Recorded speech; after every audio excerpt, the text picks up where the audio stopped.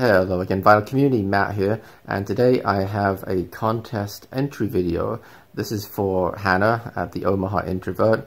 This is her 1,000 subscriber contest. So first of all, congratulations, Hanna. Just really, not only very well deserved, but really just an amazing achievement in such a short period of time. It's kind of crazy. There are, I know people in the VC who have half as many subs as you and have been doing it for years. So Hanna's only been making videos for the best part of a year, I think maybe just over a year, something like that.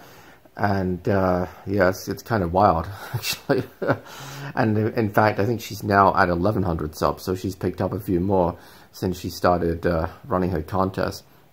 But yeah, no, really well deserved. You know, you don't get that many viewers without doing something right. And I think not only do people like the types of videos that you put out, clearly they do, you know, that they like the content, but I think they like you as a person as well. You know, you're always very relaxed and laid back, and very relatable too. So I think that goes a long way. So yeah, congrats again, Hanna. Now, on a related note, I need to apologize to Gregory Short because he also had a 1,000 subscriber contest, and I meant to enter it. I intended to, and I just completely slipped my mind. And before I knew it, a couple of days ago, he put up his winners video, and then I realized, oh crap, I forgot to enter. So very sorry, Greg, if you're watching this. Yeah, certainly did not mean to slight you. That wasn't my intention. But anyway, let's get into Hanna's contest. So she had 3 questions, and the first question was to name 3 female artists, and I think it was your 3 favorite female artists. And I actually found that kind of difficult for a couple of reasons. One, I don't even know if I really have 3 favorite male artists either. So finding 3 female ones was equally difficult, but also I don't have that many female artists in my vinyl collection. It's not deliberate. I'm not, you know, I'm not a sexist or anything. It's just the way it is, and I suspect it may be the case for quite a few people too. You know, whenever you think about all of the really big bands that have been, most of them male dominated. The Beatles, the Stones, Zeppelin, the Who, Pink Floyd. You know, there's not a female in any of those. And I think that in recent years that's definitely evened out a little bit, but certainly back in the day, it just you know, most of the bigger acts tended to be male dominated. So yeah, I had a little bit of a hard time with that, but I did come up with 3, and the first one I suspect quite a few people will come up with. But anyway, that's Madonna. Madonna's got to be in the top 3 for me. You know, I like particularly. I like all of her stuff up to the early 90s. After that, I can find the odd song or two that I like. Like I thought that Frozen was a great track. But other than that, in like the last 20 years, I'm not that crazy about Madonna stuff. But everything prior to that, I thought was fantastic. I have quite a few of her albums on vinyl. So we have Like a Prayer. I have Who's That Girl, which is actually a soundtrack technically. True Blue, Like a Virgin, that one's still in the shrink with the hype sticker, and her self-titled debut album. These 3 were all thrift store finds actually. True Blue, Like a Virgin, and self-titled, like, you know, a couple of bucks each. So yeah, really pleased to have all those. I may have 1 or 2 45s of hers. I also have the Immaculate Collection on CD. That's on my vinyl wish list too. I just haven't pulled the trigger on it yet. So favorite songs of Madonna for me, Like a Prayer, definitely. True Blue is my favorite album of hers, but my favorite song would be Like a Prayer. On the same album, I really like Oh Father as well. I think that's a great track. Let's see. I don't think any of my favorites would be on Who's That Girl, although the title track is pretty good, and it was a #1 in the UK as well. True Blue, like I said, I think that's the best album. It's got by far the most hits on it. Papa Don't Preach, Open Your Heart, Live to Tell. I think Where's the Party was a single release too. True Blue, the title track, La Isla Bonita. That would probably be one of my favorites of hers. It's a nice song. I also like Crazy For You. Yeah, Papa Don't Preach, that's a good track too. Let's see, what do we have on Like a Virgin? Oh, Material Girl, yeah, come on. Title track Like a Virgin, Love Don't Live Here Anymore, Dress You Up. And her self-titled has Holiday, Lucky Star, Borderline, Everybody. Yeah, I don't know. She's got a lot of good songs.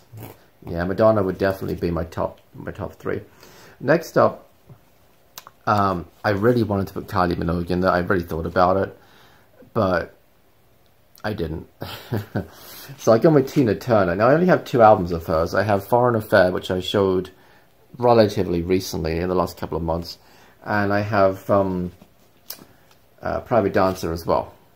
So this was a thrift store find. In fact, it was an upgrade copy. I already had a thrift store copy that I'd found, and then I found this one like a year later, and this one still had like, well, it's got most of the shrink on it and most of the hype sticker, but yeah, come on, what's love got to do with it? What a great track that is.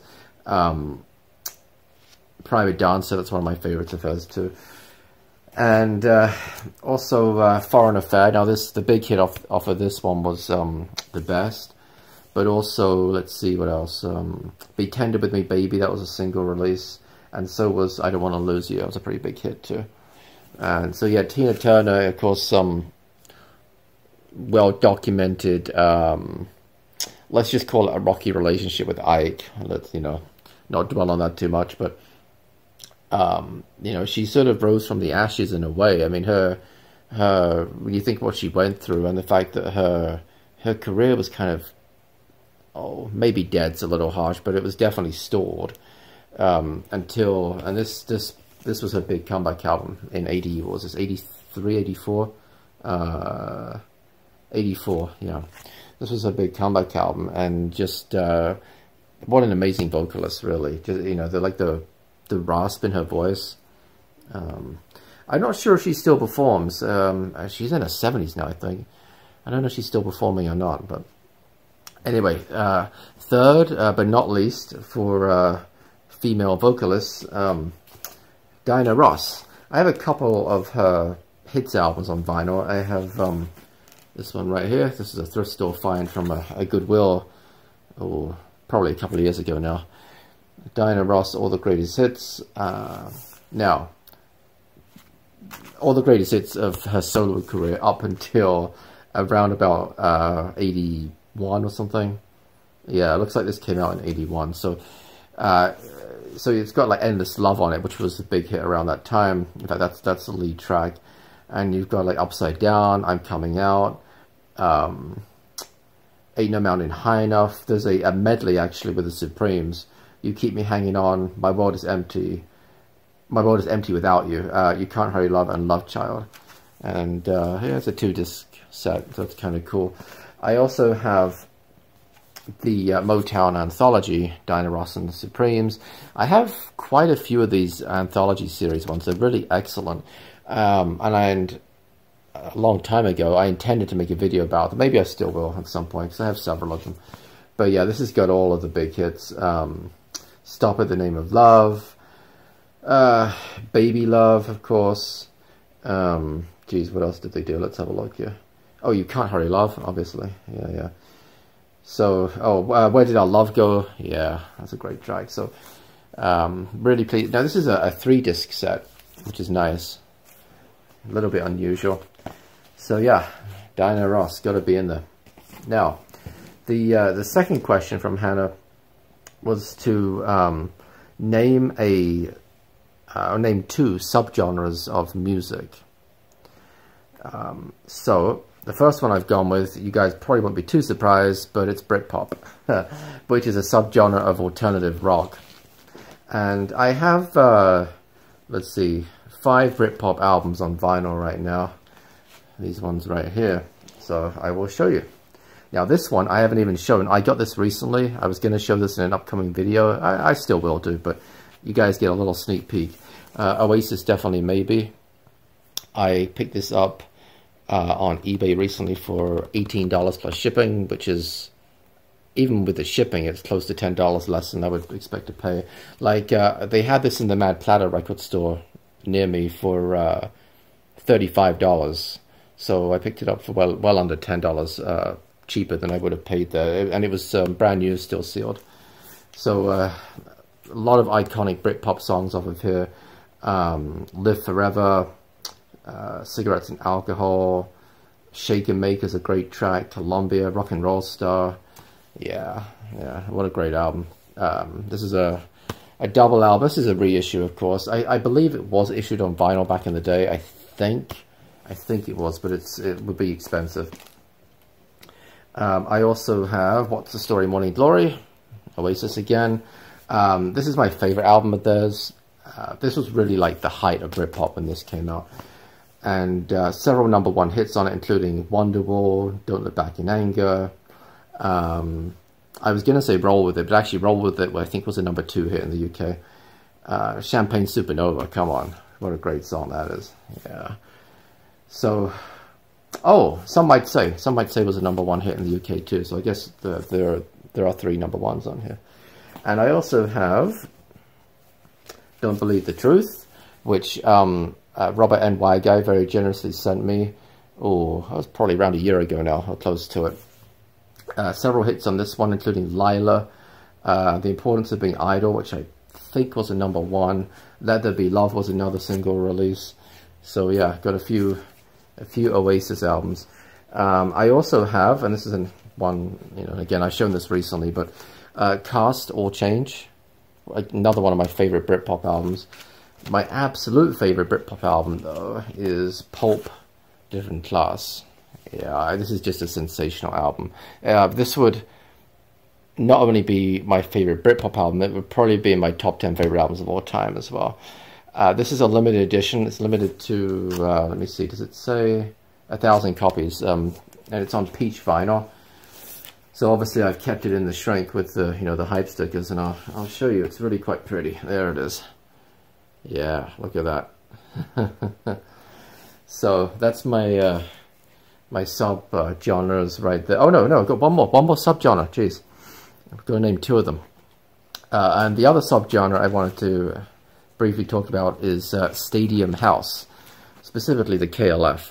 Of course, this is a subgenre of regular house music. Stadium house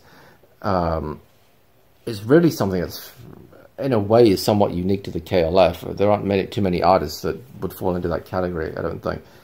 But they just took house music to another level. It was bigger.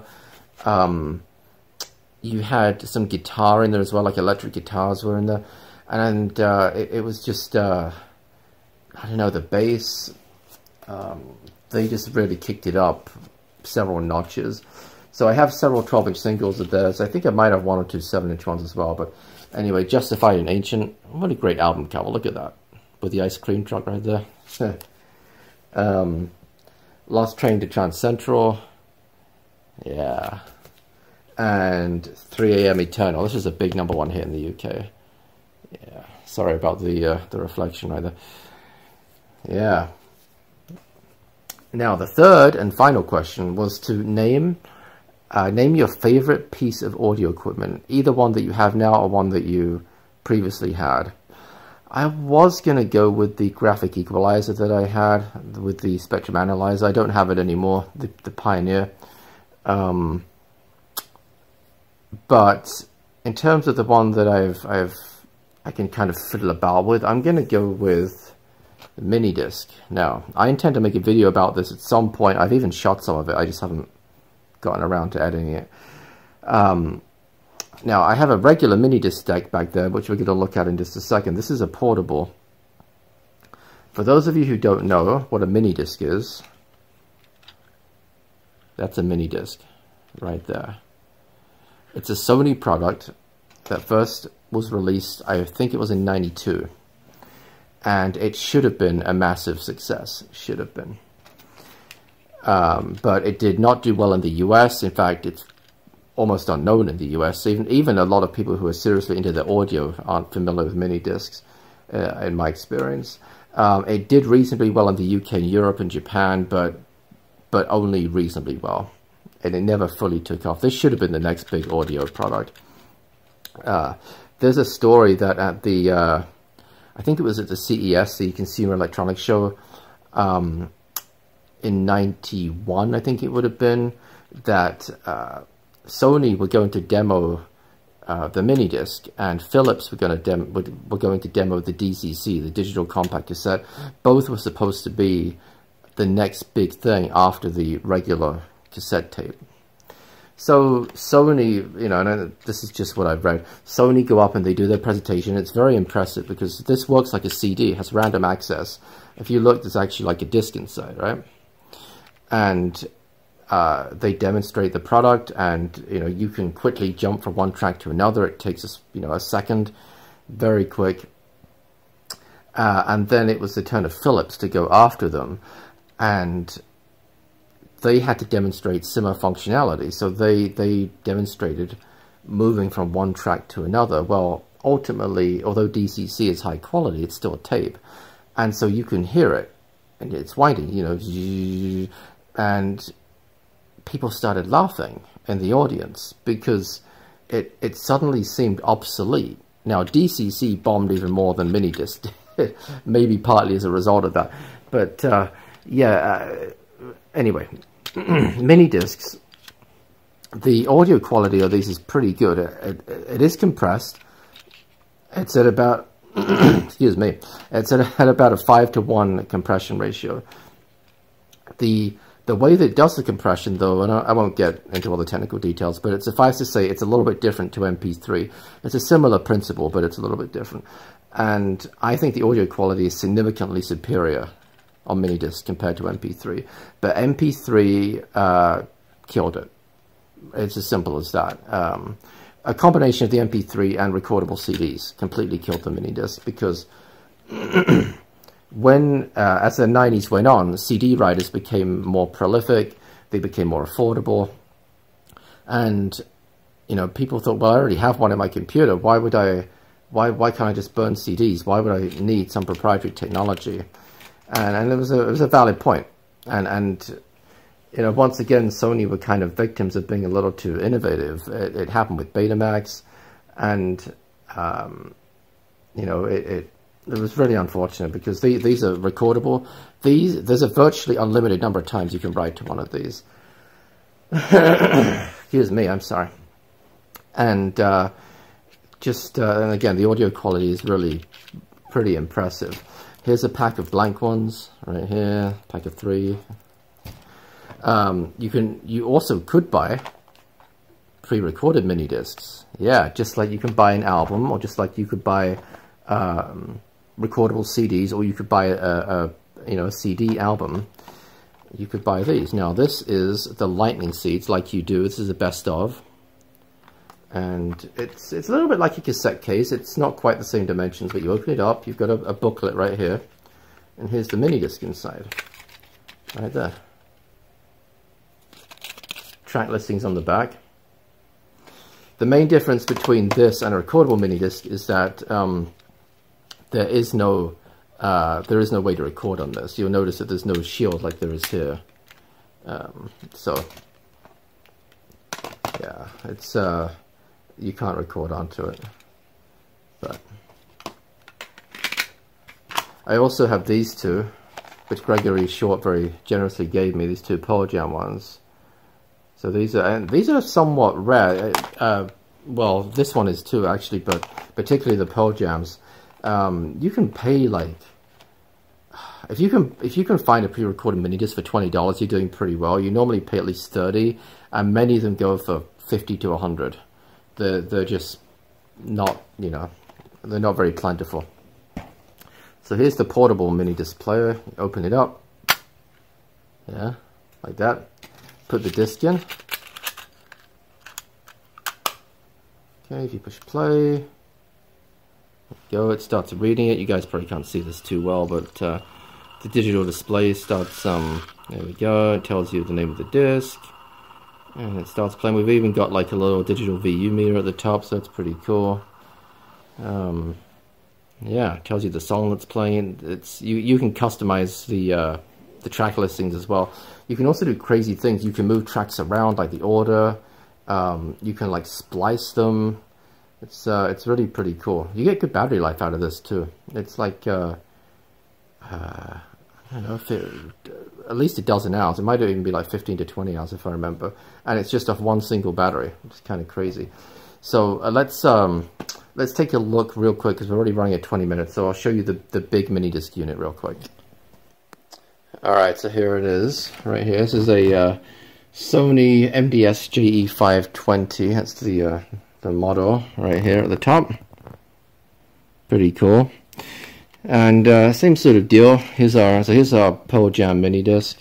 I'm just gonna put it in, and it'll start reading it. There we go. Tells us it's Pearl Jam. Similar controls to a CD player. We hit start. There we go. Starts playing. Pretty cool, huh? Yeah. Better not to play too much of that, otherwise the copyright police will get me. But yeah, that's it. Oh, there's a remote as well. Comes with its own pretty chunky remote control right here, but it's got all of the like numbers and letters for entering the song titles, so that's partly why it's so big. But yeah, mini disc, right there. Check it out. Yeah. So anyway, that's it. That's all I got. Again, many congratulations, Hanna. Just really well deserved, and can't wait for your 2,000 subscriber contest. But yeah, thank you guys as always for watching. Always appreciate your comments. Appreciate everybody who subscribes. And yeah, until next time. Thanks again. Bye bye.